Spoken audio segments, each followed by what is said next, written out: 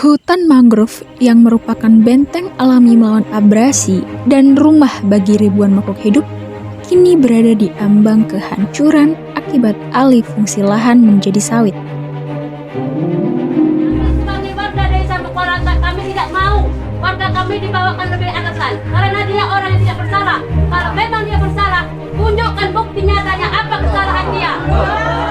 Namun bukan hanya itu, peralihan hutan pun turut mengancam masyarakat, seperti yang dirasakan oleh masyarakat Kuala Langkat dan Kuala Serapuh.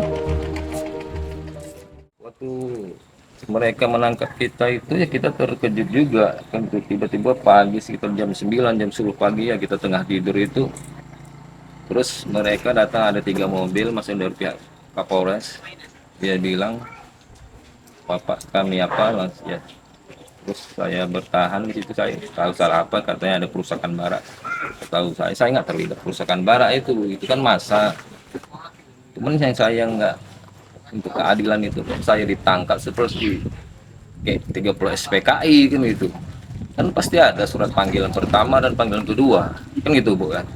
Karena saya bukan TO, bukan BD narkoba, kenapa kita ditangkap kayak seperti kayak mana ya, nggak, bukan manusiawi itu.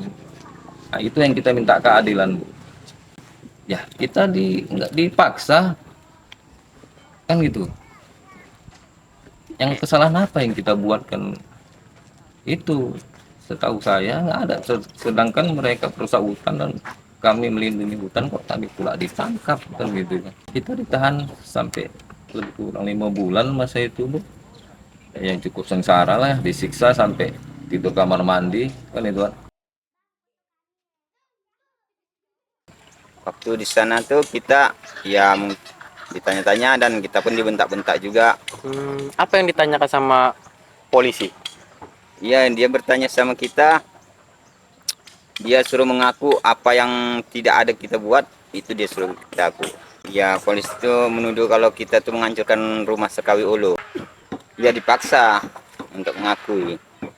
Bagaimana cara mereka memaksa abang untuk bisa mengakui itu? Dia memaksa kita ya dengan cara bentak dia tadi lah, bentak-bentak kita, dan dia mukul meja. Nah, dia pun mengancam kita dengan sebuah bloti dan dengan alat setrum. Enggak, cuma lagi diarahkan gitu. Oh. Kalau kau nggak ngaku, kalau kau nggak mau seperti yang kami bilang, kau bakalan kami setrum. Oh, berarti abang suruh mengakui apa yang dikatakan polisi? Iya. Sekawi Ulu itu orang desa, cuman lagi dia berpihak kepada Cina. Dia toke sawit, cuman lagi dialah mafia di sini.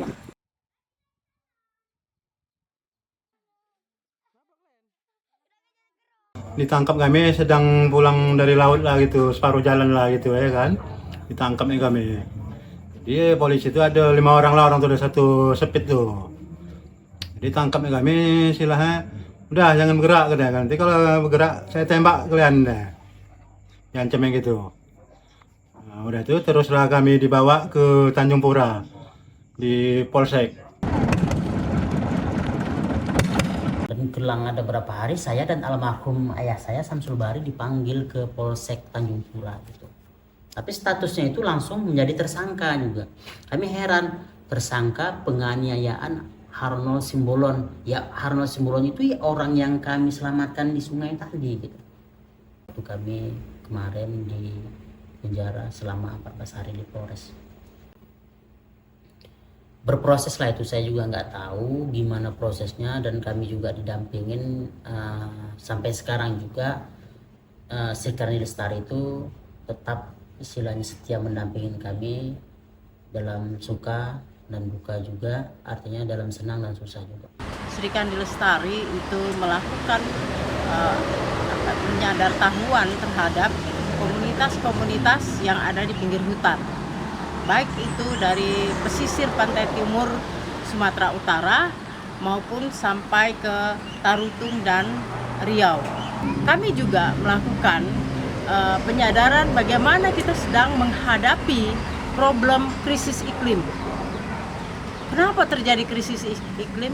Karena hutan-hutan sudah dihabisi, sudah dialihfungsikan. illegal logging merebak kemana-mana tanpa ada penanganan yang serius dari pemerintah. Nah, ini yang harus kita upayakan. Tindakan ekstrim yang kita lakukan adalah menentang secara tegas terjadinya illegal logging. Karena akibat dari illegal logging itu merembet pada hancurnya hutan dan terjadinya krisis iklim. Dengan kejadian yang menimpa masyarakat dalam mempertahankan hutan, Yayasan Sri Kandi Lestari masih membersamai masyarakat untuk terus berjuang. Kami membentuk kelompok sebagai wadah bagi masyarakat berjuang.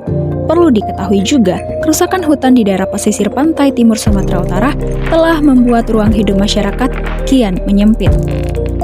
Perekonomian mereka terganggu, penuh dengan teror dan ancaman.